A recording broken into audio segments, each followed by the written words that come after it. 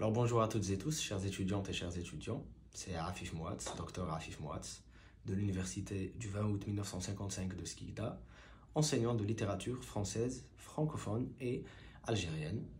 Alors j'ai à ma charge le module de littérature de la langue d'études que j'enseigne en deuxième année licence, filière français.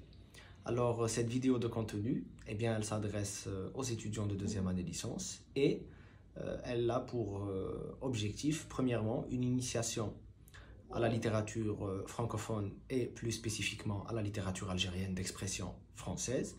Et comme deuxième objectif, nous devons de connaître bien évidemment les courants, les mouvements, ainsi que les auteurs et les autrices qui ont fait l'éloge de notre pays, de notre nation et de notre littérature. Alors commençons par le début et cette question qui revient assez souvent: à quand date-t-on la naissance de la littérature algérienne d'expression française? Alors moi je vous dirais, c'est vers la fin du 19e siècle, avec l'apparition des premiers poèmes ou des premiers recueils de poésie au niveau de la nation. C'était des Algériens qui étaient francisés, qui ont fait l'école française et qui ont commencé à écrire.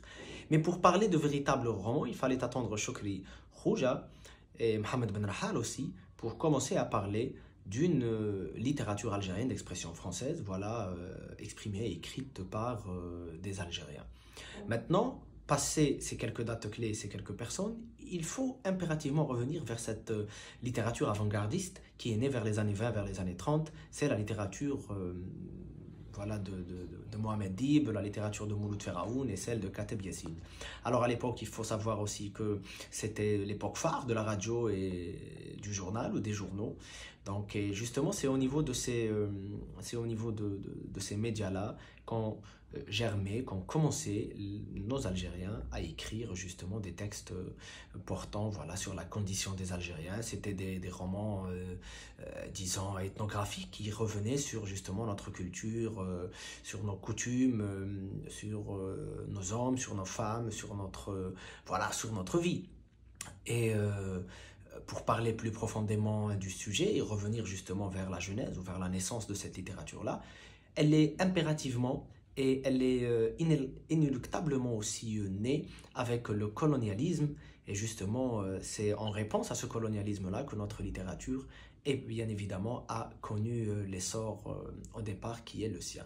Donc voilà la trilogie de Mohamed Dib, dont d'ailleurs la grande maison a fait florilège à l'époque.